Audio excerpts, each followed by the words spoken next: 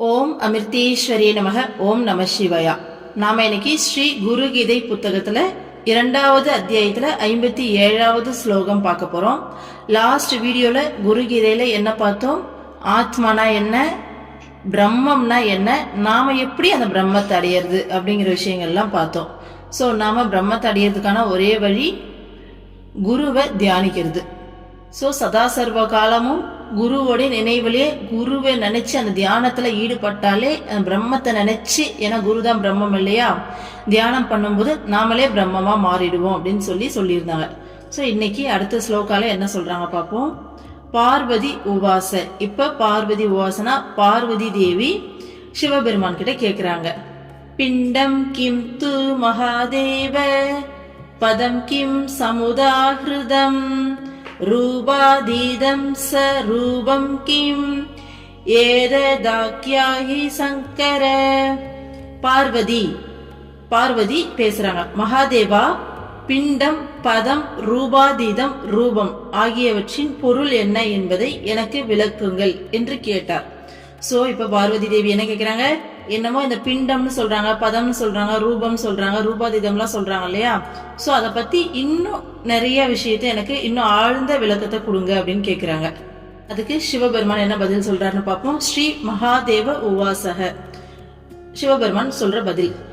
பிண்டம் குண்டலினி சக்திஹ பதம் ஹம்ச முதாஹிருதம் ரூபம் பிந்த்ருதி ஞேயம் ரூபாதீதம் நிரஞ்சனம். மகாதேவன், பிண்டம் என்பது குண்டலினி சக்தியாகும். பதம் என்றால் ஹம்சம், ஜீவாத்மா. ரூபம் என்பது துரிய நிலை, தூய்மையான பிரம்மமே ரூபாதீதம், துரியத்திற்கும் அப்பாற்பட்ட நிலை. சோ இது எல்லாமே என்ன அப்படின்னா பிண்டம், ரூபம், ரூபாதீதம் அப்படிலாம் சொல்லியிருக்காங்க இல்லையா. நாம எந்த மார்க்கத்துல போனாலும் சரி, ஞான மார்க்கமோ பக்தி மார்க்கமோ, இதுல மெயினா மெடிடேஷன் தான் மெயின் பண்ணிருக்காங்க. பட் பக்தி மார்க்கத்துக்கும் இது பொருந்தும். ஸோ ஒரு ஆத்மா முக்தி அடையிறதுக்கான ப்ராசஸ், எந்த விதத்துல என்னெல்லாம் பண்ணி முக்தி அடையுது அப்படிங்கிறதுக்கான ஒரு வழியை விளக்குற மாதிரியான ஒரு விஷயம் தான் வச்சுக்கோங்களேன். ஓகே, இந்த பிண்டம், ரூபம், ரூபாதீதம் அப்படிலாம் என்னன்னு சொல்லிட்டு ஒவ்வொன்றா பார்ப்போம். ஃபர்ஸ்ட் என்ன சொல்லியிருக்காரு? பிண்டம் என்பது குண்டலினி சக்தி ஆகும்னு சொல்லியிருக்காரு. சோ நம்ம உடலுக்குள்ள இருக்க குண்டலினி சக்தியை தான் பிண்டம் அப்படின்னு சொல்றாங்க.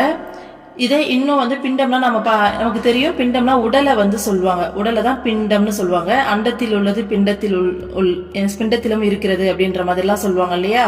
சோ அந்த ஐம்பூதங்களை சொல்லுவாங்க. என்ன வெளியில இருக்கோ அதுதான் நமக்குள்ளேயும் இருக்கு. அந்த நீர், நிலம் அப்படிங்கிற மாதிரி எல்லா கம்போசிஷனும் நமக்குள்ளேயும் இருக்கு அப்படின்ற மாதிரி எல்லாம் சொல்லுவாங்க இல்லையா. சோ இந்த உடலுக்குள்ள இருக்கிற குண்டலினி சக்தி தான் பிண்டம்னு சொல்றாங்க. ஸோ நெக்ஸ்ட் ஸ்லோகத்தில் இது ஏன் இதை சொல்றாங்கன்றது இன்னும் கிளியரா புரியும். இது மீனிங் மட்டும் இப்போ கேட்டுக்கிட்டே வாங்க. ஸோ பிண்டம் அப்படிங்கிறது நம்மளுடைய உடலுக்குள்ள இருக்கக்கூடிய குண்டலினி சக்தி. அடுத்தது பதம் என்றால் என்ன அப்படின்ற மாதிரி. நெக்ஸ்ட் பதம்னா என்னன்னு சொல்லியிருக்காரு இல்லையா, ஹம்சம்னு சொல்லியிருக்காரு. ஸ்லோகத்துல பதம்னா ஹம்சம்னு சொல்லியிருக்காங்க. ஸோ ஹம்சம் அப்படின்னா ஜீவாத்மா. இந்த ஆத்மாவை எந்த மீனிங்ல சொல்லியிருக்காங்கன்னா, நம்ம உடல்ல எதனால இந்த ஆத்மா நிலை பெற்று இருக்கிறது? மூச்சு காத்தல நம்ம எது வரைக்கும் சுவாசிச்சுக்கிட்டு இருக்கோமோ அது வரைக்கும் இந்த ஆத்மா இந்த உடலுக்குள்ள இருக்கா. சோ இந்த ஜீவாத்மாவை நிலை நிறுத்தக்கூடிய மூச்சு காற்றதான் ஹம்சம்னு சொல்லிட்டு பதம் அப்படின்னு சொல்லி சிம்பாலிக்கா சொல்லியிருக்காங்க. சோ ஃபர்ஸ்ட் என்ன பார்த்தோம்? பிண்டம் அப்படின்னா உடலுக்குள்ள இருக்க குண்டலினி சக்தி. செகண்ட் ஒன் என்ன பார்த்தோம்? ஜீவாத்மா. ஓகேங்களா, பதம் அப்படிங்கிறது ஜீவாத்மா. இந்த ஜீவாத்மாவை நிலைநிறுத்தக்கூடிய மூச்சு காற்று, அதுதான் பதம்னு சொல்லியிருக்காங்க. அடுத்தது ரூபம். ரூபம் அப்படிங்கிறது பிந்து துரிய நிலைன்னு சொல்லியிருக்காரு. இந்த பிந்து துரிய நிலை அப்படின்னா என்னன்னா, மெடிடேஷன் பண்றவங்களுக்கு தெரியும், நாமளும் பார்த்திருப்போம். அம்மா கூட ஆசிரமத்துல கூட பாத்தீங்கன்னா எப்பயுமே மெடிடேஷன்ல இந்த புருவ மத்திய நடுவுல ஒரு லைட் மாதிரி விஷுவல் காமிப்பாங்க. அது அப்படியே ஒரு முக்கோணம் மாதிரி போட்டு அதை கற்பனை பண்ணுங்க, அது ஒளிர்ற மாதிரி இமேஜின் பண்ணுங்க அப்படின்ற மாதிரிலாம் கண்ணை மூடி பண்ணுங்கன்ற மாதிரி சொல்லுவாங்க இல்லையா. சோ எல்லாருமே மெடிடேஷன்ல நெத்தி பொட்டுக்கு நடுவுல, அந்த நெத்தி பொட்டுல பாத்தீங்கன்னா ஒரு ஒளியை விஷுவல் பண்ணுவாங்க. அது விஷுவல் பண்ணி பண்ணி பண்ணி அந்த இடத்த ஆக்டிவேட் பண்ணுவாங்க. அங்க இருக்கக்கூடிய அந்த ஆக்ஞா சக்ராவை ஆக்டிவேட் பண்ணுவாங்க. ஒரு லெவலுக்கு மேல கண்ணை மூடி உட்காரும் போது அந்த இடத்துல அந்த புருவ மத்திங்கிறது உண்மையாலுமே அவங்களுக்கு அந்த இடத்துல கலர்ஸ் வந்து மாற ஆரம்பிக்கும். கடைசி நிலை வந்து கோல்டன் கலர் அப்படிங்கிற மாதிரி நல்லாவே தெரிய ஆரம்பிக்கும். அந்த இடம் வந்து கம்ப்ளீட்டா ஆக்டிவேட் ஆகும். ஸோ பிந்து அப்படிங்கிறது புருவ மத்தியில காணக்கூடிய இந்த ஒளியை தான் வந்து மீன் பண்றாங்க. அடுத்தது தூய்மையான பிரம்மமே ரூபாதீதம். இதெல்லாம் நம்மளுடைய உடலுக்குள்ள நம்ம பார்க்கறது. ஸோ நம்ம உடலையும் தாண்டி அந்த தூய்மையான பிரம்மம் பரபிரம்மத்தை தான் வந்து ரூபாதீதம், அதுதான் துரியத்திற்கும் அப்பாற்பட்ட நிலை அப்படின்னு சொல்றாங்க. ஸோ இது வரைக்கும் பார்த்தீங்கன்னா நம்ம குண்டலினி சக்தி அப்படிங்கிறது, அதுக்கப்புறம் ஜீவாத்மா, இந்த நெத்தி போட்டு நடுவில் பார்க்கக்கூடிய அந்த ஒளி, இதெல்லாம் பார்த்தோம் இல்லையா. இது எல்லாத்தையும் கடந்த நிலை. ஸோ எல்லா உருவங்களையும் எல்லா விஷயத்தையும் கடந்த, எல்லா சொற்களையும் கடந்த அந்த பியூர் ஃபார்ம், அதுதான் அந்த பிரம்ம நிலை, அதுதான் ரூபாதீதம்னு சொல்றாங்க. ஓகேங்களா. ஸோ இதை ஏன் இது எல்லாத்துக்கும் எக்ஸ்பிளனேஷன், இவங்க வந்துட்டு இதெல்லாம் என்னன்னு சொல்ல பார்வதி சிவபெருமான் கிட்ட கேட்கிறாரு. ஸோ எதுக்காக இவங்க கேட்டாங்க அப்படிங்கிறது அடுத்த ஸ்லோகத்துல வருது. ஓகேங்களா. எதுக்கு ஆன்மீக பாதையில இது எல்லாம் தேவை அப்படிங்கிற மாதிரி. ஸோ இப்போ ஃபர்ஸ்ட் மீனிங் புரிஞ்சுக்கிட்டோம். பிண்டம் அப்படின்னா குண்டலினி சக்தி, நம்மளுடைய உடலுக்குள்ள இருக்க குண்டலினி சக்தி. பதம் அப்படின்னா ஜீவாத்மா, அந்த ஜீவாத்மாவை நிலைநிறுத்தக்கூடிய மூச்சு காற்று. அடுத்து பிந்து துரிய நிலை அப்படிங்கிறது நம்மளுடைய நெற்றி போட்டுல நம்ம காணக்கூடிய ஒளி. ஓகேங்களா. அடுத்தது ரூபாதீதம் அப்படிங்கிறது இது எல்லாத்தையும் கடந்த உருவமற்ற அந்த பிரம்ம நிலை, பியூர் ஃபார்ம், தூய்மையான பிரம்ம நிலை. ஓகேங்களா. அடுத்த ஸ்லோகா பாருங்க. பிண்டே முக்தா பதே முக்தா ரூபே முக்தா வரானனே ரூபாதீதே தூ ஏ முக்தாக தே முக்தா நாத்ர சம்சயஹ. பிண்டத்திலும் பதத்திலும் ரூபத்திலும் ரூபாதீதத்திலும் முக்தி பெற்றவர் நிச்சயமாக முக்தி அடைந்து விட்டார் என்பதில் எவ்வித சந்தேகமும் இல்லை. சோ என்ன சொல்றாங்கன்னா, இப்ப ஃபர்ஸ்ட் பிண்டம் பதம் ரூபம் ரூபாதீதம்லாம் சொன்னாங்க. இது எல்லாத்துலயும் முக்தி பெற்றவர் நிச்சயமாக முக்தி அடைந்து விட்டார் அப்படின்றதுல எந்த விதமான சந்தேகமும் இல்லைன்றாங்க. சோ இதோட மீனிங் என்ன அப்படின்னா, நம்ம என்ன பார்த்தோம், பிண்டம் பதம், அதுக்கப்புறம் பிந்து துரிய நிலை, அப்புறம் ரூபம் ரூபாதீதம். பிண்டம் பதம் ரூபம் ரூபாதீதம் 4 பார்த்தோமா. ஃபர்ஸ்ட் நம்மளுடைய குண்டலினி சக்தியை நம்ம மூச்சு காற்ற அடக்கிறது மூலமா நம்மளுடைய நெத்தி புருவத்துல இருக்கக்கூடிய அந்த சக்கராவை அங்க வந்து அந்த ஒரு புள்ளிய கான்சென்ட்ரேட் பண்ணி ஒளி புள்ளிய எல்லாத்துக்கும் மேல இருக்கக்கூடிய பிரம்மத்தை அடையிறோம். இதுதான ப்ராசஸ். ஓகேங்களா. என்ன சொன்னாங்க, குண்டலினி சக்தி சொன்னாங்க.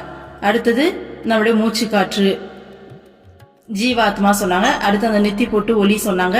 மூணாவது எல்லாத்துக்கும் கடந்த பிரம்ம நிலை சொன்னாங்க. சோ இது எல்லாத்துக்கும் ரிலேஷன் என்ன, ஃபர்ஸ்ட் நாம குண்டலினி சக்தியை அந்த மூச்சு காற்றை வந்து ப்ராசஸ் பண்ணி அடக்கி அந்த நெத்தி பொட்டுல கவனம் செலுத்தி அந்த மூச்சு காற்று அடங்கி போயிட்டு அந்த நெத்தி பொட்டுலயே வந்து பாத்தீங்கன்னா மையம் கொள்ளும் சொல்லுவாங்க இல்லையா. சோ ஃபர்ஸ்ட் வந்து மூச்சு காற்றை வந்து நம்ம பிராக்டிஸ் பண்ண பண்ண பண்ண மற்ற யோகங்கள் மெடிடேஷன் எல்லாம் சொல்றோம், வாசி யோகமா இருக்கட்டும் ராஜயோகம், எல்லாத்துலயுமே அந்த மூச்சு காற்று வந்துட்டு அடங்கி கொஞ்சம் கொஞ்சமா அந்த மூச்சு காற்றுடைய அளவு சுருங்கிக்கிட்டே வரும். ஒரு லெவலுக்கு மேல நெத்தி பொட்டாண்டே ஒரு இன்ச்சு தூரத்துக்கு மேல கீழே போயிட்டு வரும். அதுக்கும் மேல போனோம்னா அந்த நெத்தி பொட்டுலயே அந்த காத்து வந்து மையம் கொண்டு நிற்கும். மூச்சு காத்து வெளியில போவது உள்ளேயும் வராது, உள்ளுக்குள்ளேயும் ஓடாது, அங்கேயே நிற்கும் அந்த மூச்சு காத்து. ஸோ அதுதான் வந்து பாத்தீங்கன்னா அங்க ஆக்டிவேட் ஆகுறது அப்படிங்கிற மாதிரி. இது எல்லாத்தையும் கடந்து போகும்போது அந்த பிரம்மத்தோட கலந்துருவோம். ஓகேங்களா. ஸோ இந்த ப்ராசஸ்க்கு தான் இந்த 4 வார்த்தையை யூஸ் பண்ணியிருக்காங்க. இப்போ இந்த ஸ்லோகல என்ன சொல்லிருக்காங்க, இந்த 4த்துலயும் முக்தி பெற்றா எல்லாத்துலயும் ஓகேங்களா முக்தி அடைஞ்சிட்டாரு அவரு அப்படிங்கறதுல சந்தேகமே இல்லை அப்படின்னு சொல்லியிருக்காங்க. மீனிங் தட் என்ன, ஃபர்ஸ்ட் பிண்டம் அப்படிங்கிறது உடலுக்குள்ள இருக்க குண்டலினி சக்தி சொன்னோமா, அதுல இருந்து எப்படி முக்தி 4த்துலயும் முக்தி பெறதுன்னு சொன்னாங்க. ஒவ்வொன்றுலயும் எப்படி முக்தி பெறதுன்னு சொல்லி பார்ப்போம். ஃபர்ஸ்ட் பிண்டத்துல முக்தி பெறதுன்னா உடலுக்குள்ள இருக்க குண்டலினி சக்தி. அப்போ உடலுக்குள்ள இருக்க குண்டலினி சக்தியை விழிப்படைய செஞ்சு நமக்கு இந்த உடல் உணர்வுல இருந்து முக்தி பெறுறது, அதுதான் முதல் முக்தி. ஓகேங்களா. ஏன்னா நம்ம பிரம்மத்தை அடையணும்னா நம்ம இந்த உடல் இல்லை, நம்ம இந்த மனம் கிடையாது, இங்க எதுவுமே இல்லை, நாம அந்த பியூர் ஃபார்ம் தான் நாம அப்படின்ற அந்த ஸ்டேஜுக்கு போறது தானே வந்து முக்தி அப்படிங்கிறோம். ஸோ ஃபர்ஸ்ட் இந்த உடலோடைய பற்றிலிருந்து விடுதலை பெறுது. அப்போ குண்டலினி சக்தி ஆக்டிவேட் ஆகும்போது இந்த உடல் உணர்வுல இருந்து நாம முக்தி அடைவோம்னு சொல்றாங்க. அடுத்தது பதம் அப்படிங்கிறது ஜீவாத்மா. அந்த ஜீவாத்மாவை நிலைநிறுத்தக்கூடிய மூச்சு காற்றுன்னு சொன்னோமா.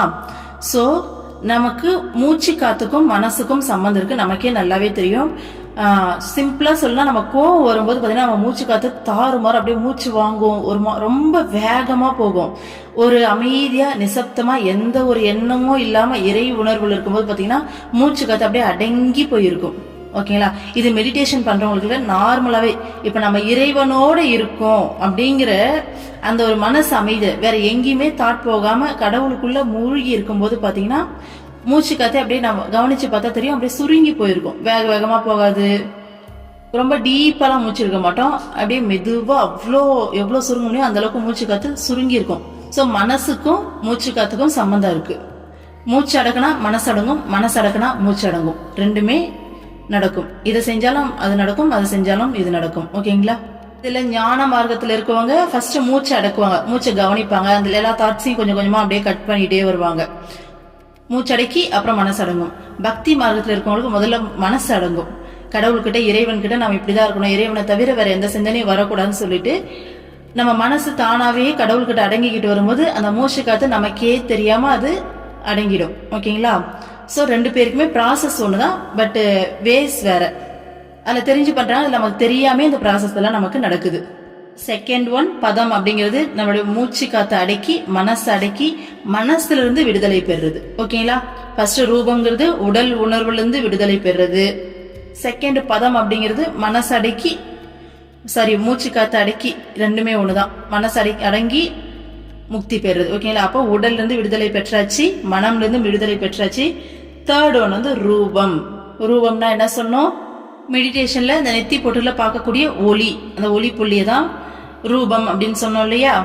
ஸோ மெடிடேஷன் பண்ணி ஃபர்ஸ்ட் இந்த குண்டலினி சக்தி விழிப்படை செஞ்சு இந்த உடம்புல இருந்து விடுதலை பெற்று மூச்சு காத்து அடக்கி மனம்ல இருந்து விடுதலை பெற்று அடுத்து அந்த ஒளி புள்ளியில கான்சென்ட்ரேட் பண்ணி, ஸோ ஒரு சிலர் வந்து ப்ளூ கலர் கோல்டன் கலர்லாம் சொல்லுவாங்க இல்லையா? ஸோ அந்த ஒளி புள்ளியில கான்சென்ட்ரேட் பண்ணி எல்லாத்தையும் மறந்து அந்த ஒளி புள்ளியோட அந்த ஒளியோடையே அப்படியே லயிச்சு போறது. ஸோ இந்த உடல் மனத்தெல்லாம் கடந்து அந்த ஒளியோட அப்படியே ஒன்றி அந்த ஒளியோடவே ஒன்றி போயிடுற நிலை தான் இந்த ரூபம். அப்போ இந்த விதத்துல அடுத்த முக்திக்கான அடுத்த நிலை இது. ஓகேங்களா? இத பக்தி மார்க்கத்துல எப்படி பார்க்கலாம்னா இறை உணர்வுல மூழ்கி போயிடுறோம் இல்லையா? சோ எல்லாமே நமக்கு மறந்துடும். நம்ம இந்த உடல் இந்த மனம் ஒரு லெவலுக்கு மேல நம்ம இறை உணர்வுல மூழ்கும் போது நம்ம இந்த உடல் இந்த மனம் அப்படிங்கறதெல்லாம் மறந்து அந்த இறைவனோட நம்மளுடைய இஷ்ட தெய்வத்தோட முழுமையா அப்படியே அப்படியே ஒன்றி போயிடும். இஷ்ட தெய்வம் அல்லது நம்ம குரு கூட மனசு முழுக்க ஒன்றி போயிடும், எல்லாமே மறந்துடும். இதை நாம எப்பயாச்சும் ஒரு டைம் அக்கேஷனலா அடிக்கடி அப்படின்ற மாதிரி அனுபவிக்கிறோம்.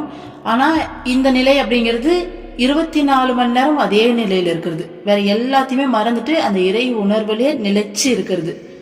அப்படி இருக்கும்போது நமக்கு பார்க்கிற பொருள் எல்லாம் இறைவனாவே தெரிவார்.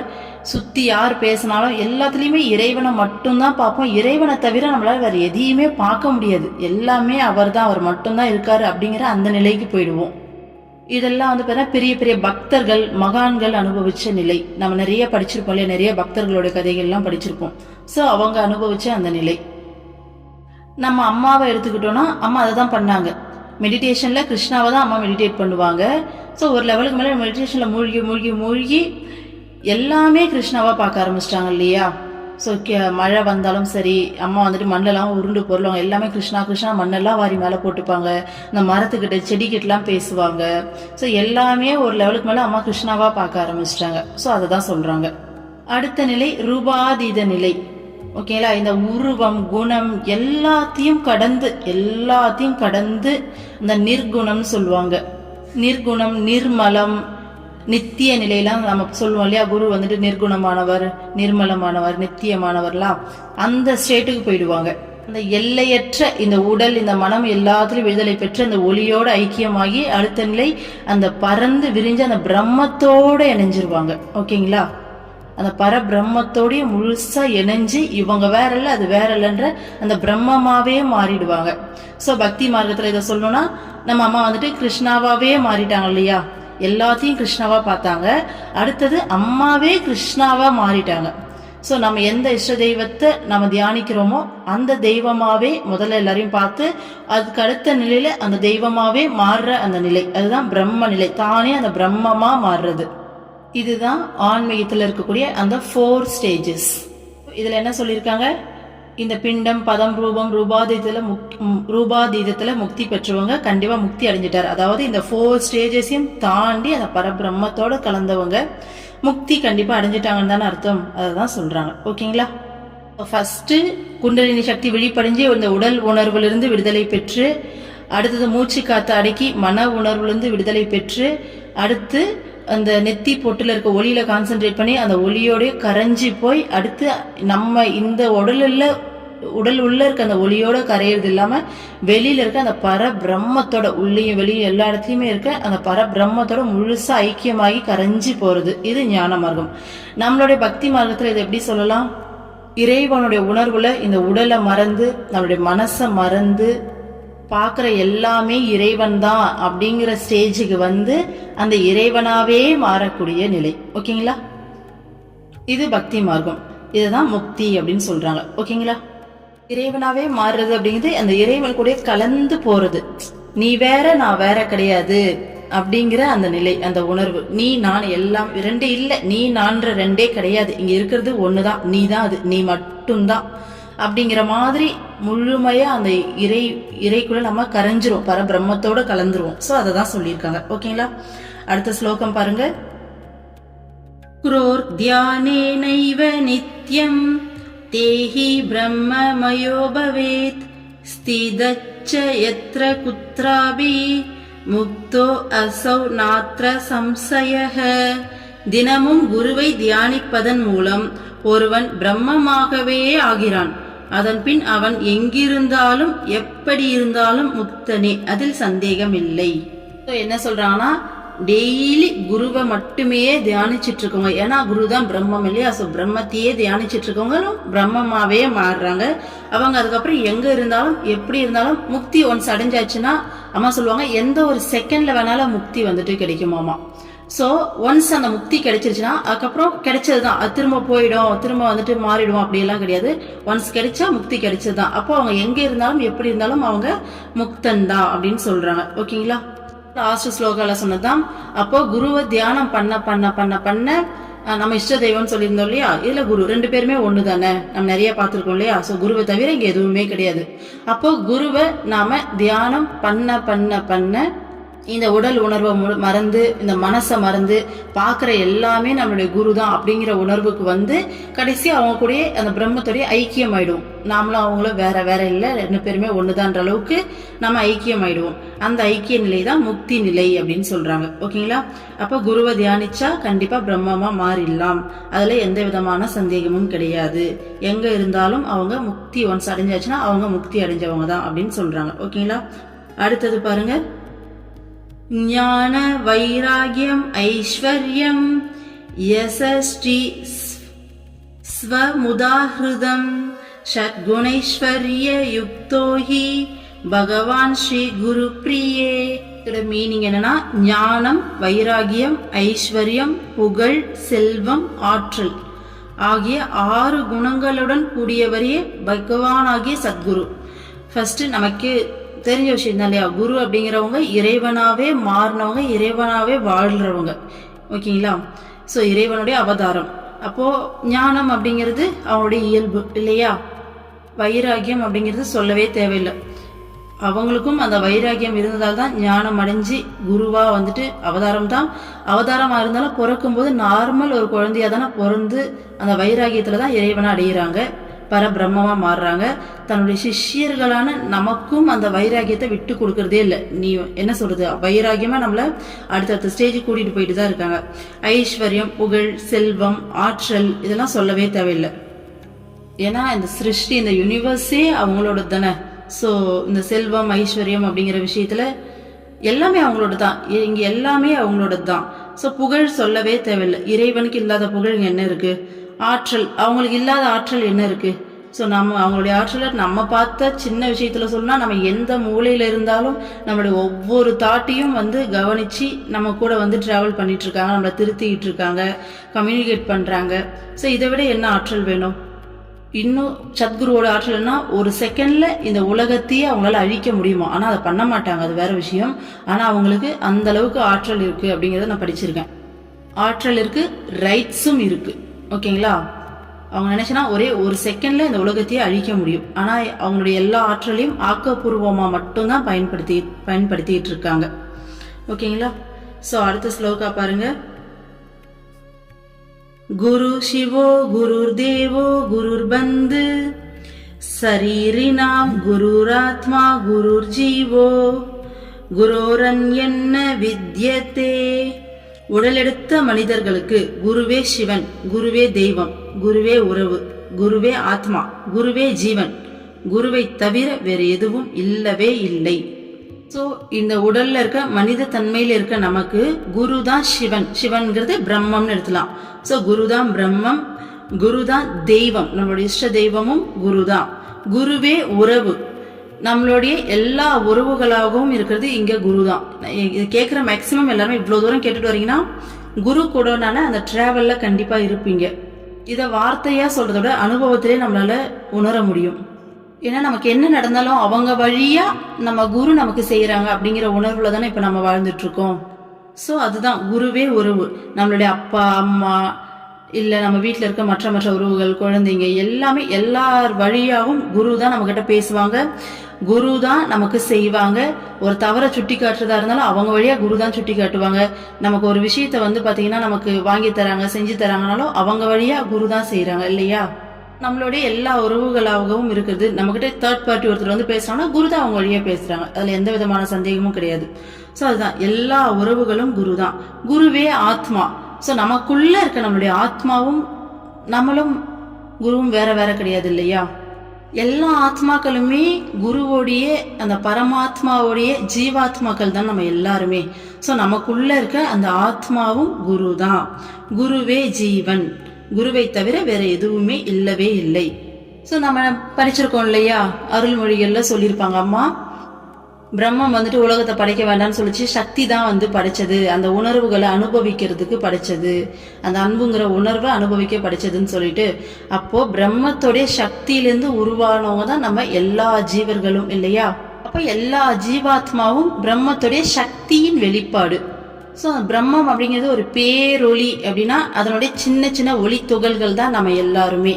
ஆனா நான் என்ற தன்மையில நாம இந்த உடல் தான், இந்த மனசு தான் அப்படின்னு சொல்லி நம்பிக்கிட்டு அகங்காரத்தின் பிடியில இருக்கிறதால நாம வேற, அவங்க வேறையே நமக்கு தெரியுது. இது எல்லாத்தையும் கடந்த நிலையில ஸோ நம்மளும் அவங்களும் வேற வேற கிடையாது, ரெண்டு பேருமே ஒண்ணுதான் அப்படிங்கிற நிலையை தான் நம்ம இப்ப பார்த்தோம் இல்லையா, முக்தி நிலைன்னு சொல்லிட்டு. ஸோ குரு தான் நம்மளுடைய ஆத்மாவும், நம்மளுடைய சொந்த ஜீவாத்மா, நமக்குள்ள இருக்க ஆத்மாவா இருக்கிறதும் வாழறதும் நம்மளுடைய குரு தான். என்ன சொல்றாங்கன்னா, இந்த உடல் எடுத்த மனிதர்களுக்கு குருவை தவிர வேற எதுவுமே இல்லை, குரு மட்டும்தான் அப்படின்றாங்க. அடுத்த ஸ்லோகம் பாருங்க. ஏகாகி நிஸ்ப்ருஹ சாந்தஹ சிந்தா சூயாதி வர்ஜிதஹ பால்ய பாவேன யோபாதி பிரம்மஞானி ச உச்யதே. தனிமையை விரும்புவதும் விருப்பங்கள் இல்லாத நிலையும் அமைதியான சித்தம், கவலை, பொறாமை போன்றவை இல்லாமை, குழந்தையை போன்ற கபடமின்மை ஆகிய குணங்கள் பிரம்ம ஞானியின் அடையாளங்களாகும். சோ நம்ம சத்குருவை பத்தி பேசிட்டு இருக்கோம் இல்லையா? சத்குருவோடைய அடையாளம் என்ன அப்படின்னு சொல்றாங்க. தனிமையை தான் விரும்புவாங்க, விருப்பங்கள் இல்லாத நிலை.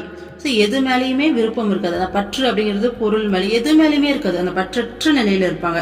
அமைதியான சித்தம், மனம் அவங்களுக்கு ஆழ் கடலை போல அவ்வளவு அமைதியில், அந்த பேர் அமைதியில உறைஞ்சி இருப்பாங்க.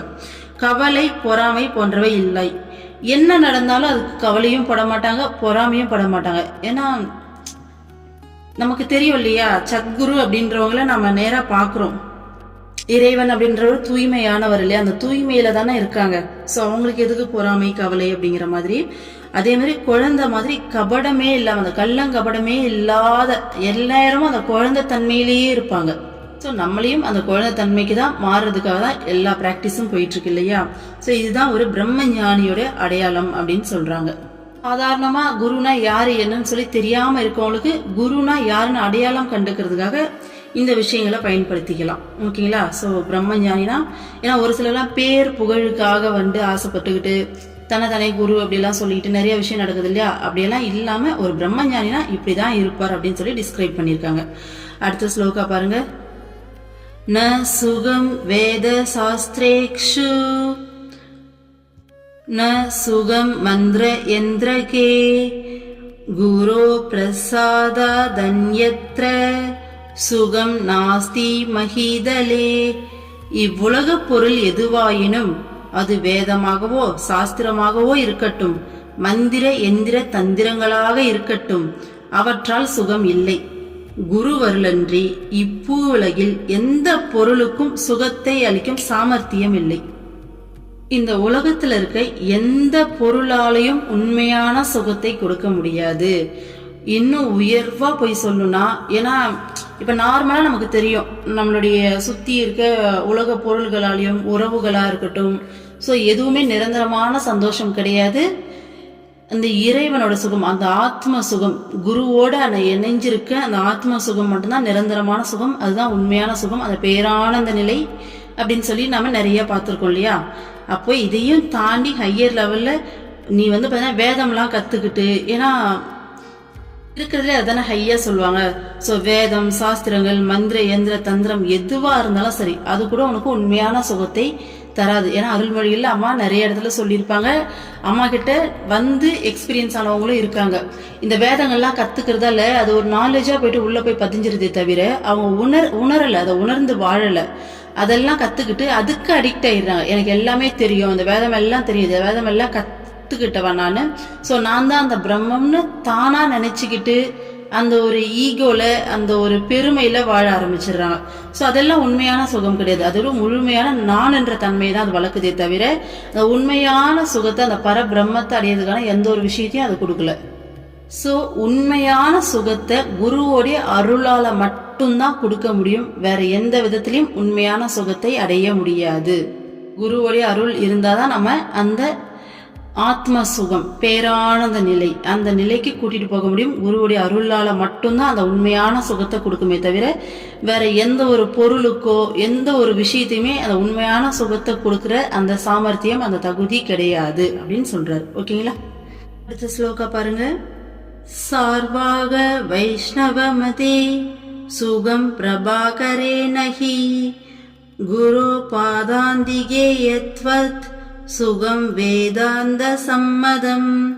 குருவின் பாத கமலங்களில் கிடைக்கும் சுகமானது சார்வக வைஷ்ணவ பிரபாகரம் தொடங்கிய சம்பிரதாயங்களில் இருந்து கிடைக்க வழியில்லை. இந்த உண்மையை வேதாந்த சாஸ்திரம் அறுதியிட்டு கூறுகிறது. இந்த உண்மையை வேதாந்த சாஸ்திரம் அறுதியிட்டு கூறுகிறது. சோ என்ன சொல்றாங்க? குருவோடைய பாத கமலங்கள்ல கிடைக்கிற சுகம் வேற எதுலையுமே, எப்போ அந்த சார்வக வைஷ்ணவ காலம் முற்காலங்கள் தொடங்கின காலத்துல இருந்து, ஓகேங்களா, இதை விட சுகம் வேற எதுவுமே கிடையாது அப்படிங்கறத ரொம்ப உறுதியா சொல்றாங்க அப்படின்னு சொல்றாங்க. இதை சிம்பிளா சொல்லணும் நம்ம புரியுற மாதிரி அப்படின்னா, குரு வழிபாட்டுல இருக்கவங்களுக்கு நல்லா புரியும். இப்ப நான் எக்ஸாம்பிளுக்கு அம்மா கிட்ட நாங்க இருக்கோம், அம்மா கிட்ட போறோம்னா கொஞ்ச நாள் ஒரு மாசம் போகாம விடுறோம், ஒரு 2 மாசம் கேப் இருந்துச்சுன்னா திரும்ப எப்படா போவோம்னு சொல்லி அப்படியே நம்ம ஆத்மா ஏங்கும். அம்மா சீக்கிரம் கூப்பிடுமா, எனக்கு என்னால உன்னை பார்க்காம இருக்க முடியலம்மா, எப்பமா வருவான், எப்பமா பாப்பேன் உன்னை, எப்பமா நீ என்னை கட்டி அணைப்ப, என்னால முடியலம்மா, சீக்கிரம் கூப்பிடுமா. எதுவுமே சுத்தி இருக்க எதுவுமே பெருசா தெரியாது. நம்ம வாழ்க்கையில சந்தோஷமான ஒரு நேரம் அப்படின்னா அது அம்மாவை போய் பார்க்கறது, அம்மாவை கட்டி பிடிக்கிற அந்த தருணம் மட்டும்தான். ஸோ ஹக் பண்ணிட்டு வந்தா திரும்ப வீட்டுக்கு வந்த அடுத்த செகண்ட் திரும்ப நம்ம ஆத்மா ஏங்க ஆரம்பிச்சிடும், எப்போ வருவோம், எப்போ திரும்ப போவோம் அப்படின்ட்டு. ஏன்னா இந்த உலகத்துல கிடைக்கக்கூடிய சுகங்கள் எல்லாமே இந்த உடலுக்காக உடல் சுகத்துக்காக. ஒரு ஃபுட்டு சாப்பிட்றோம்னா டேஸ்ட், உடல் வந்துட்டு அதில் சுகம் அடையும், டேஸ்ட் பண்ணோம். அடுத்தது வந்து பார்த்தீங்கன்னா நம்ம மனசு சந்தோஷத்துக்காக நிறைய விஷயங்கள் சந்தோஷத்தை அனுபவிப்போம். இதெல்லாமே நிரந்தரம் இல்லாத, உடல் அழியக்கூடியது. இந்த மனமும் வந்து பார்த்தீங்கன்னா பொய், மாயை இல்லையா. இங்க இருக்கிற உண்மைங்கிறது உள்ள இருக்க ஆத்மா தான். அந்த ஆத்மாக்காக தான் இந்த உடலையே நம்ம எடுக்கிறோம். அந்த பரபிரம்மத்தோட கலக்க தான் இந்த உடல் வந்து இத்தனை டைம் இத்தனை பிறவி எடுக்கிறோம். அப்போ அது எதில் சுகமடையுதுன்னா குருவோடைய அணைப்புல. ஓகேங்களா? குருவோடைய பாத சேவை, என்ன சொல்றது, குருவுடைய அந்த பாத கமலங்கள்ல சரணாகதி அடைஞ்சி அவர் கூட அந்த ஒன்றி இருக்கிற அந்த நிலையில. ஸோ அந்த சுகம், அந்த ஆன்ம சுகம் நமக்கு வேற எங்கேயுமே கிடைக்கலங்கிறதால நம்மளுடைய ஆன்மாவுடைய ஏக்கம் தான் அது. திரும்ப எப்பமா பார்ப்பேன், எப்பமா வருவேன், எப்போ வருவேன், நான் எப்போ ஹக் பண்ணுவேன், நமக்கு தெரியும். அப்படியே ஏங்குவோம், பயங்கரமா ஏங்குவோம். அடுத்தது வீட்டில் இருக்கும்போது நம்மளுடைய இஷ்ட தெய்வத்தோட நம்ம குருவோட அந்த கம்யூனிகேஷன்லேயே இருப்போம். நமக்கு எப்போ அந்த கம்யூனிகேஷன் கட் ஆகி மனசு பின்னாடி போகிறோமோ, தேவையில்லாத விஷயங்களை யோசிக்கிறதா இருக்கட்டும், இல்லை வெளியில யாரோ ஒருத்தர் வந்து தேவையில்லாம நம்ம கிட்ட பேசிட்டு இருக்கும்போது நமக்கு அப்படியே வலிக்கும், நம்மளால முடியாது, சுத்தமா பிடிக்காது. அந்த அந்த நேரங்கள் எல்லாமே நம்ம வாழ்ந்ததாவே தோணாது. அது எப்படி வார்த்தைகள் எக்ஸ்பிரஸ் பண்றதுன்னு தெரியல. ஆனா எல்லாருமே நம்ம அனுபவிச்சுட்டு தானே இருக்கோம் அந்த நிலையை. ஸோ எந்த நேரம்லாம் நம்ம இறைவனோட ஒன்றி இருக்கோமோ அந்த நேரம் மட்டும்தான் நம்ம அந்த நிம்மதி, அந்த அமைதி, அந்த சந்தோஷம், அந்த பேரானந்தத்துல ஒரு ஒரு என்ன சொல்றது, ஒரு ட்ரெய்லர் மாதிரி நம்ம அனுபவிக்கிறோம்னு வச்சுக்கலாமா. எப்பெல்லாம் அதாவது ஆன்மாக்காக வாழற அத்தனை நேரமும் அவ்வளோ ஒரு நிம்மதியான ஒரு வாழ்க்கையா இருக்கும், திருப்தியா இருக்கும், ஆன்ம திருப்தியா இருக்கும். அதை விட்டுட்டு உடலுக்காக மனசுக்காக எல்லா சுச்சுவேஷன்ஸ் வேற வெளியில போகுது, வெளியில போயிட்டு மற்ற சுச்சுவேஷன்ஸால வெளியில நம்ம இருக்கோம்னா அந்த நேரம் எல்லாமே நமக்கு அந்த ஆன்ம திருப்தி அடையாம இருக்க ஒவ்வொரு செகண்ட் நமக்கு அப்படி ஒரு வலிக்கும் இல்லையா. அதை தான் சொல்றாங்க, குருவுடைய பாத கமலங்கள்ல கிடைக்கிற சுகம் வேற எதுலையுமே கிடைக்காது அப்படின்னு சொல்லிட்டு. நம்ம நேர்ல போகும்போது வேற லெவல் சுகத்தை அனுபவிக்கிறோம். வீட்டில் இருக்கும்போது நம்ம இஷ்ட தெய்வமா நம்ம கூட இருக்கிறது நம்மளோட குரு தான் இல்லையா. ஸோ மனசளவில் அவங்க கூட ஒன்றி இருக்கும்போதும் நமக்கு அந்த அளவுக்கு சுகம் கிடைக்கலனாலும் நமக்கு நல்ல ஒரு நிம்மதியான ஒரு சுகத்தை நம்ம அனுபவிக்கிறோம் நம்ம இஷ்ட தெய்வத்தோட ஒன்றி இருக்கும்போது. ஸோ நம்ம இஷ்ட தெய்வமே நம்ம குருதான்ற அந்த நாலேஜில் தான் நம்ம இருக்கோம் இல்லையா. ஸோ நம்ம குருவை மனசளவில் தியானிச்சு நமக்குள்ள இருக்க, நம்ம அம்மா வெளியில உடலா நமக்காக புரிய வைக்கிறதுக்காக வந்திருக்காங்க, ஆனா நமக்குள்ளேயே நம்மளுடைய ஆத்மாவா இருக்கிறது அம்மா தானே. ஸோ அவங்க கூட ஒன்றி இருக்கும்போது அந்த சுகத்தை அனுபவிக்கிறோம். இதை தவிர வேற எந்த நேரத்திலும் உண்மையான சுகம் அப்படிங்கிறது கிடைக்காது இல்லையா. ஸோ அதுதான் சொல்றேன், குருவுடைய பாத கமலங்கள்ல கிடைக்கிற சுகம் வேற எங்கேயுமே கிடைக்காது. ஸோ மனசளவில் நம்மளுடைய குருவோடைய அந்த நினைவை பிரிகிற அந்த டைம் நமக்கு வர அந்த ஏக்கம், அந்த வலி எப்படி, அந்த துடிப்பு எப்படி இருக்கணுமாமா. அம்மா சொல்லுவாங்க, ஒரு மீனை தண்ணியிலேருந்து தரையில் எடுத்து போட்டு அது எப்படி துடிக்கும் அந்த மாதிரியான துடிப்பு. அப்போ நம்மளுடைய ஏக்கம் இன்னும் இன்னும் இன்னும் அதிகமாகணும். நம்ம ஏங்குறது அப்படிங்கிறது ஏதோ கொஞ்சம் கொஞ்சம் தான் அம்மா கொடுத்துருக்காங்க அந்த ஏக்கத்தை. அது இன்னும் இன்னும் இன்னும் அதிகமாகி உன்னை விட்டு என்னால் இருக்கவே முடியல அப்படிங்கிற அந்த ஏக்கத்துக்கு போகும்போது அப்போதான் வந்து பார்த்தீங்கன்னா நம்ம எல்லாத்துலேயும் இறைவனை பார்க்கறது, இறைவனாகவே மாறுறது அப்படிங்கிற ப்ராசஸ்லாம் நடக்கும். ஸோ அந்த ஏக்கம் இன்னும் இன்னும் அம்மாவுடைய அருளால் நிறைய அதிகரிக்கணும்.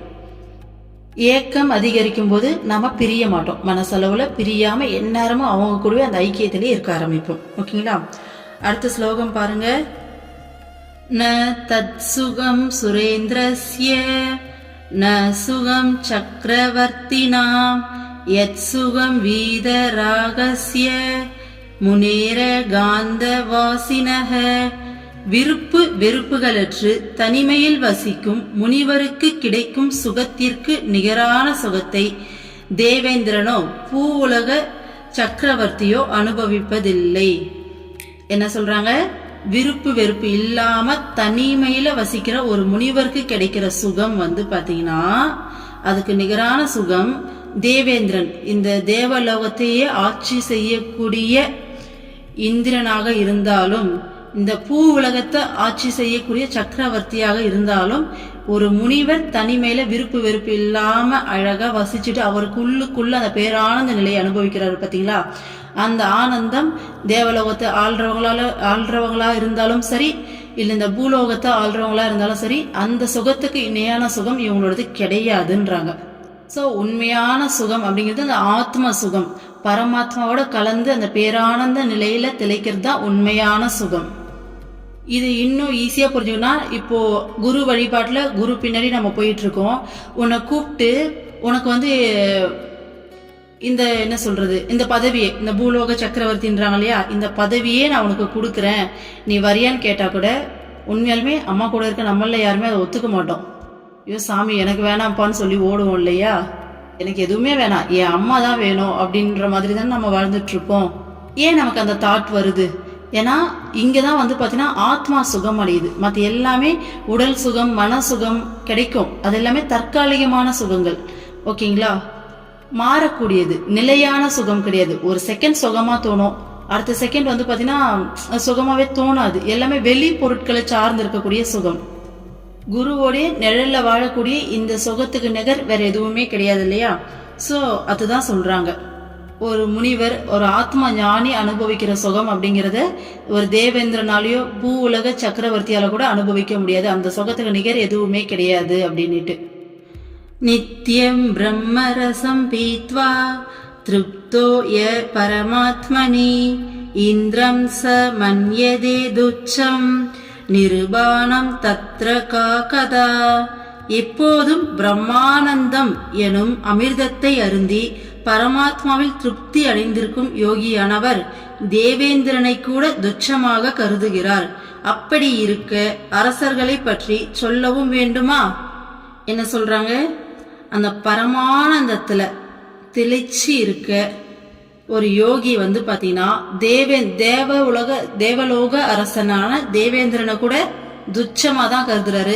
தேவலோக அரசனையே அவர் துச்சமா கருதுவார்னா இந்த பூலோகத்துல இருக்கக்கூடிய அரசர்களை பத்தி சொல்லவும் வேணுமா அப்படின்னு கேக்குறாங்க. ஏன் அவங்க தேவேந்திரனை கூட துச்சமா நினைக்கிறாங்க சொல்லு, யோசிக்கலாமா? ஏன்னா இந்த பிரபஞ்சத்தை, இந்த யூனிவர்ஸ படைச்ச அந்த பரபிரம்மத்துக்குடியே இவங்க ஐக்கியமாகி இவங்களும் அந்த பரபிரமும் வேற வேற இல்லைன்னு சொல்லி ஐக்கிய நிலைக்கு ஆயிடுறாங்க. சோ இவங்களே அந்த பிரம்மமா மாறிடுறாங்க. ஓகேங்களா? இந்த யூனிவர்ஸே அந்த பிரம்மம் படைச்சதுதான் இல்லையா? இந்த கோள்கள், சூரியன், சந்திரன், இந்த உலகத்துல இருக்கக்கூடிய அசையா பொருட்கள், மனுஷங்க எல்லாமே இறைவனுடைய படைப்பு தான். அவங்க அந்த இறைவனாவே மாறுறப்போ இது எல்லாமே அவங்களுடைய படைப்பு தான் இல்லையா? சோ அவங்களுடைய படைப்பை பார்த்து அவங்க என்ன சொல்றது, அவங்களால உருவாக்கப்பட்ட, அவங்களால படைக்கப்பட்ட ஒரு பொருள் அவங்களுக்கு பெருசா தெரியாது இல்ல. படைச்சவன் தானே ஸ்பெஷல் படைக்கப்பட்ட பொருட்களை விட. அவங்க அந்த படைச்சவனாவே மாறிடுறாங்க, அந்த படைச்சவனுடைய ஐக்கியம் ஆயிடுறாங்க. ஓகேங்களா? சோ அவங்களால அந்த சக்தியால படைக்கப்பட்ட இந்த பொருட்கள் எல்லாமே மாயை அப்படிங்கிறது அவங்களுக்கு கிளியரா தெரிஞ்சிருது. இது எல்லாமே அழியக்கூடியது, மாறக்கூடியது. இந்த பொருட்களுக்குள்ள இருக்க அந்த ஆற்றல், அந்த சக்தி இருக்கு இல்லையா, அதுதான் உண்மை. சயின்ஸ்ல படிப்போம் இல்லையா, ஆற்றலை ஆக்கவோ அழிக்கவோ முடியாது, ஒரு உருவத்திலிருந்து இன்னொரு உருவத்துக்கு மாறும் அப்படின்ட்டு. சோ மாறக்கூடிய அந்த பொருள்கள் அவங்க கண்ணுக்கு தெரியல, அதுக்குள்ள இருக்க அந்த ஆற்றல் இருக்கு பாத்தீங்களா, அதை ஆக்கவும் முடியாம அழிக்கவும் முடியாம ஒன்னுல இருந்து இன்னொரு ஃபார்முக்கு கன்வெர்ட் ஆயிட்டே இருக்கு பாத்தீங்களா, அந்த எனர்ஜி ஃபார்ம், அதுதான் இறைவன் சொல்றோம் இல்லையா. சோ அதுதான் உண்மை, அது மட்டும்தான் இங்க உண்மை. சோ அதுதான் நிலையா இருக்கு. மத்த எல்லாமே என்ன ஆகுது, மாறிக்கிட்டே இருக்குன்ற இந்த மாறக்கூடிய தன்மையும் அந்த எனர்ஜியோட மாறாத தன்மையையும் உணர்ந்து அந்த எனர்ஜியோடையே அந்த பரபிரம்மத்தோடைய கலந்து பரபிரம்மமாவே மாறுறதால அவங்களுக்கு இந்த மாறக்கூடிய விஷயங்களை பார்க்கும்போது ஒரு பொருட்டாவே தெரியாது. இதை இன்னொரு ஆங்கிள் பார்க்கணும் அப்படின்னா, நம்ம எல்லாருமே ஆத்மா, கடவுள்கிட்ட இருந்து, கடவுளுடைய படைப்பு, கடவுள்கிட்ட இருந்து பிரிஞ்சு வரோம். சோ பல பிறவிகள், பல லட்சம் பிறவிகள் எடுக்கிறோம். எதுக்காக? திரும்ப இறைவனை அடையிறதுக்காக. ஒரு ஆத்மா பிறவி எடுத்து முதிர்ச்சி இல்லாத ஒரு சின்னதா ஒரு செல் உயிரியா ஆரம்பிச்சு ஒரு மனுஷனா பிறவி எடுத்து, மனுஷனா பிறவி எடுக்கும் போதும் முதிர்ச்சி இல்லாத ஆத்மாவா பிறவி எடுத்து பல பிறவிகள் எடுத்து ஒரு பக்குவ நிலையை அடைஞ்சு ஒரு பக்குவ ஆத்மாவா மாறின பிறகுதான் குருனா யாரு, கடவுள்னா யாருன்னு புரிஞ்சுக்கிற அந்த தன்மையே வந்து சோ திரும்ப இறைவனை அடையிறது தான் நம்ம படைப்போடைய நோக்கமே இல்லையா? அப்போ ஒரு ஆத்மாக்கு அதுல மட்டும்தான் திருப்தி கிடைக்கும். திரும்பவும் தன்னுடைய பரமாத்மா கூட ஐக்கியமாகும் போது மட்டும்தான் அந்த உண்மையான திருப்தி கிடைக்கும் இல்லையா? சோ ஒரு யோகி அதை கண்டுபிடிச்சு எந்நேரமும் அதை அடைஞ்சு பிரம்மமாவே மாறி எந்நேரமும் அந்த பிரம்மானந்தத்துல, அந்த பரமானந்தத்துல திளைக்கும் போது அவருக்கு இது எல்லாமே மாயை, இது எல்லாமே பொய் அப்படிங்கிறது நல்லாவே கிளியர் கட்டா தெரியும். சோ அவருக்கு இதை வந்துட்டு மதிக்கவே மாட்டாரு. எல்லாமே நிலையற்ற மாயைங்கிறது நல்லாவே தெரியும். நிலையான விஷயத்துல அவர் நிலை கொண்டு இருக்காரு. அதனால இதெல்லாம் அவருக்கு கண்டிப்பா துச்சமா தான் தெரியும். அததான் சொல்றாங்க. சோ அடுத்த ஸ்லோகா பாருங்க. யத பரம கைவல்யம் குரு மார்கேண வைபவேத் குரு பக்தி ரத கார்யா சர்வதா மோக்ஷ காங்ஷிபிஹ. குரு சொல்லும் வழி நடந்தால் பரம கைவல்யம், மோக்ஷம் நிச்சயமாக கிடைக்கும். ஆகவே மோட்சத்தை விரும்புபவர்கள் குருவை எப்போதும் பக்தியுடன் வழிபட வேண்டும். சோ என்ன சொல்றாங்க? குரு சொல்றதை கேட்டு அதன்படி நடந்தோம்னா கண்டிப்பா நமக்கு மோட்சம் கிடைக்கும், முக்தி கிடைக்கும். அப்ப முக்தி வேணும்னு சொல்லி நினைக்கிறவங்க கண்டிப்பா குருவை பக்தியோட எப்பயுமே வழிபடணும் அப்படின்னு சொல்றாங்க. மீனிங் தட் என்ன? முழுமையான சரணாகதி. எது செஞ்சாலும் குரு சொல்ற வழி நடக்கிறது அப்படிங்கிறது. சோ குரு சொல்ற உபதேசங்களை கேட்டு அதன்படி நம்மளுடைய மனசை மாத்தி அதன் குரு சொல்ற பாதையில நடத்தி கொண்டு போறது. பிளஸ் பாத்தீங்கன்னா எது நடந்தாலும் நம்மளுடைய நன்மைக்காக தான் நடக்குது, நம்மளுடைய நன்மைக்காக தான் குரு நடத்துறாரு. சோ அதுல இருந்து நம்ம கிடைக்கக்கூடிய லெசன் என்ன, நமக்குள்ள என்ன மாற்றங்களை ஏற்படுத்தணும் அப்படிங்கிற மாதிரியான குரு சொல்ற பாதையில குரு பக்தியோட நாம சரணாகதி மனப்பான்மையில நடக்கும்போது முக்தி கண்டிப்பா கிடைக்கும். ஓகேங்களா? அடுத்த ஸ்லோகா பாருங்க. ஏகமேவாத் வீதியோ அகம் குரு வாக்கியேன நிச்சிதஹ ஏவ மப்யஸ்தாதா நித்யம் ந சேவ்யம் வை வனாந்தரம். குருவின் உபதேசத்தின் மூலம் ஒன்றேயானதும் இரண்டாவது என ஒன்றில்லாததுமான பிரம்மமே நான் என்பதில் உறுதி இந்த பாவனையை இடைவிடாது பயில்பவனுக்கு காடுகளில் சென்று வசிக்க வேண்டிய அவசியமில்லை, அவன் இருக்கும் இடத்திலேயே முக்தி கிடைக்கும் என்பது இதன் பொருள். என்ன சொல்றானா, குரு உபதேசத்தின் மூலமா ஒண்ணுதான் இங்க இருக்கிறது, எல்லாமே ஒண்ணுதான், இறை சக்தி மட்டும்தான் எல்லா இடத்துலயும் இருக்கு. எனக்குள்ள இருந்து என்னை இயக்கிறதும் அந்த இறை சக்தி தான், என் எதிரில பாக்குற எல்லாருக்குள்ள இருக்கிறதும் அதே இறை சக்தி தான். இறை சக்தியை தவிர வேற எதுவுமே இங்க கிடையாது, அந்த பிரம்மத்தை தவிர எதுவுமே கிடையாது அப்படிங்கறதுல அந்த உறுதி இந்த பாவனைய உறுதியா பிடிச்சு இதுல நம்ம மனசை நிறுத்தி இதை பிராக்டிஸ் பண்ணும்போது காட்டுக்கெல்லாம் போயிட்டு தவம் பண்ண வேண்டாம், நாம இருக்கிற இடத்துலயே நமக்கு முக்தி கிடைக்கும் அப்படின்னு சொல்றாங்க. சோ இங்க இருக்கிறது அந்த ஒண்ணு மட்டும்தான். இங்க எது வேற வேறையா பிரிச்சு காமிக்குதுன்னா நம்மளுடைய மனம் தான் பிரிச்சு காமிக்குது. முதல்ல நம்மளுடைய உடல் நம்மளுடைய மனம் உண்மைன்னு சொல்லி நம்பிக்கிட்டு இதுதான் நானு அப்படின்னு சொல்லி நினைச்சுக்கிறோம். ஓகேங்களா? அப்போ எதிரில் இருக்கவங்கள வேறையா காமிக்குது, எதிரில் இருக்க பொருட்களை வேறையா காமிக்குது. சோ இந்த மனசை கடந்து வரும்போது இங்க வேற வேற கிடையாது, எல்லாமே ஒண்ணுதான். ஏன்னா நம்ம தான் நிறைய டைம் பார்த்திருக்கோம் இல்லையா, அந்த சக்தி அந்த அணுக்களால் ஆனதுதான் இந்த பிரபஞ்சம் முழுக்க அணுக்களால் ஆனது இல்லையா. எல்லா பொருள்களும் அசையா பொருட்கள் எல்லாமே அணுக்களால் ஆனதுன்னு சொல்லி நம்ம சயின்ஸ்ல படிச்சிருப்போம். அந்த அணுவுக்குள்ள இருந்து இயக்குற அந்த சக்திங்கிறது ஒண்ணுதான். இப்போ இங்க இருக்க எல்லா விஷயத்தையும் இயக்குறது அந்த சக்தி தான், இங்க இருக்க எல்லாவுமா இருக்கிறதும் அந்த சக்தி தான். சோ அந்த ஒன்னெஸ் நம்ம பிராக்டிஸ் பண்ணும்போது அந்த பிரபஞ்ச சக்தி அந்த பிரம்மம் மட்டும்தான் உண்மை, அதுதான் இத்தனை பொருட்களாவும் தன்னை வெளிப்படுத்தி இருக்கு, அதை தவிர இங்க வேற எதுவுமே கிடையாது கிடையாது கிடையாதுன்னு சொல்லிட்டு இந்த பிராக்டிஸ கண்டினியூஸா நம்ம பண்ணும்போது நம்ம காட்டுக்கு போயிட்டு தவம் பண்ணணும்னு அவசியம் கிடையாது. இந்த ஒன்னெஸ் பிராக்டிஸ் பண்ணாலே போதும், இருந்த இடத்துல நமக்கு முக்தி கிடைக்கும்னு சொல்றாங்க. சோ பக்தி மார்க்கத்துல எப்பயும் சொல்ற மாதிரி எல்லாமே இறைவனா நம்ம கண்ணுக்கு தெரிய ஆரம்பிக்கும் போது இறை சக்தி தான் இத்தனை வடிவத்திலயும் இருக்கு, சோ அந்த இறைவன் தான் இங்க எல்லாமே சொல்லி தெரியும் போது நம்ம எல்லாத்தையுமே இறைவனா பார்க்க ஆரம்பிச்சு அந்த இறைவனாவே மாறுவோம். ஓகேங்களா? அடுத்த ஸ்லோகம் பாருங்க. ஐ அப்யாசானி மிஷேனைவ சமாதி மதி கச்சதி ஆஜன் மஜனிதம் பாவம் தக்ஷணா தேவ நச்சியதி. பயிற்சியின் பலனாக ஒரு நிமிடத்தில் சமாதி நிலை கை வருகிறது. பிறந்தது முதல் செய்த பாபங்கள் எல்லாம் அந்த நொடியிலேயே அடியோடு அழிகிறது. சோ நம்ம ஏற்கனவே சொன்னோம் இல்லையா, முக்தி அப்படிங்கிறது ஒரு செகண்ட்ல கொடுக்கிற விஷயம், ஒரு செகண்ட்ல கிடைக்கிற விஷயம். ஓகேங்களா? அப்போ அந்த ஒரு செகண்ட்ல அந்த முக்தி அடைஞ்சிட்டோம்னா அதுக்கப்புறம் அது மாறாது, எப்பயுமே நம்ம அந்த முக்தி அடைஞ்ச அந்த ஸ்டேட்ல தான் இருப்போம், பிரம்மத்தோட கலந்துருவோம் அதோட. ஓகேங்களா? அப்போ நம்ம இதை பிராக்டிஸ் பண்ண பண்ண பண்ண பண்ண பண்ண ஒரு ஒரு எந்த செகண்ட் அது கிடைக்கும் நமக்கு தெரியாது, ஆனா நமக்கு தேவை பிராக்டிஸ். இந்த பிராக்டிஸ்ல இருந்துகிட்டே இருக்கும்போது எந்த செகண்ட்ல வேணாலும் அந்த முக்திங்கிறது கிடைக்கலாம். ஓகேங்களா? பக்தி மார்க்கத்துல சொல்லணும்னா அந்த இறைவனோட இந்த உடல் மனம் எல்லாத்தையும் மறந்து எல்லாத்து மேல இருக்க அந்த பற்றியும் விட்டு அப்படியே அந்த இறைவனுக்குள்ள முழுமையா மூழ்கி அவரோட கலந்து இருக்கிற அந்த செகண்ட் எப்ப வேணாலும் குருவால என்ன பண்ண முடியும், நமக்கு முக்தி கொடுக்க முடியும். அந்த இறைவனோட கலந்து அந்த நிலைக்கு நம்மள ஆக்டிவேட் பண்ணிவிட முடியும். இறைவனோட கலந்து அந்த கரைஞ்ச அந்த நிலையில முழுமையா அந்த ஆன்மா அப்படியே கரைஞ்சு போயிருக்கும், அந்த உடல் மனம் எல்லாத்தையும் மறந்து. ஞான மார்க்கத்துல சொல்லணும்னா இந்த உடல் உணர்வு மன உணர்வு எல்லாத்தையும் இது பண்ணி அந்த ஒளி புள்ளியில கான்சென்ட்ரேட் பண்ணி அந்த ஒளியிலேயே அப்படியே கரைஞ்சு போவாங்க. ஸோ அந்த செகண்டில் அவங்களுக்கு எந்த செகண்ட் வேணாலும் முக்தி கிடைக்கலாம். ஸோ அது கிடைக்கிறதுக்கு ஒரு செகண்ட் தான் ஆகும். ஆனால் அந்த செகண்ட் வந்து பார்த்தீங்கன்னா நம்ம எத்தனை ஜென்மம் எடுத்திருந்தாலும் எவ்வளவு பாவம், எந்த புண்ணிய பாவ கர்மா எல்லாமே பார்த்தீங்கன்னா அதோட வந்துட்டு என்ன ஆகும், அந்த நொடியோடு அழிஞ்சு போயிடும். அவங்களுக்கு கர்மாவே கிடையாது அதுக்கு மேலே. ஸோ அந்த நொடியோடு எல்லா கர்மாவிலேருந்து விடுதலை பெற்று பிரம்மத்தோட ஐக்கியம் ஆயிடுவாங்க. ஓகேங்களா? ஸோ இதோட இந்த டாபிக் முடியுது. நெக்ஸ்ட், ஒரு முக்தனுடைய இயல்பு எப்படி இருக்கணும், ஒரு பிரம்ம ஞானி ஆகணும்னு நினைக்கிறோன்னா அவருடைய இயல்பு எப்படியெல்லாம் இருக்கணும், நம்ம எப்படி ப்ராக்டிஸ் பண்ணணும் அப்படிங்கிற விஷயங்கள்லாம் சொல்கிறாங்க. அதை நாளைக்கு வீடியோவில் பார்ப்போம். ஓகேங்களா? ஓம் அமிர்தேஸ்வரி நமக. ஓம் நம சிவாய. சர்வம் கிருஷ்ணார்ப்பணம்.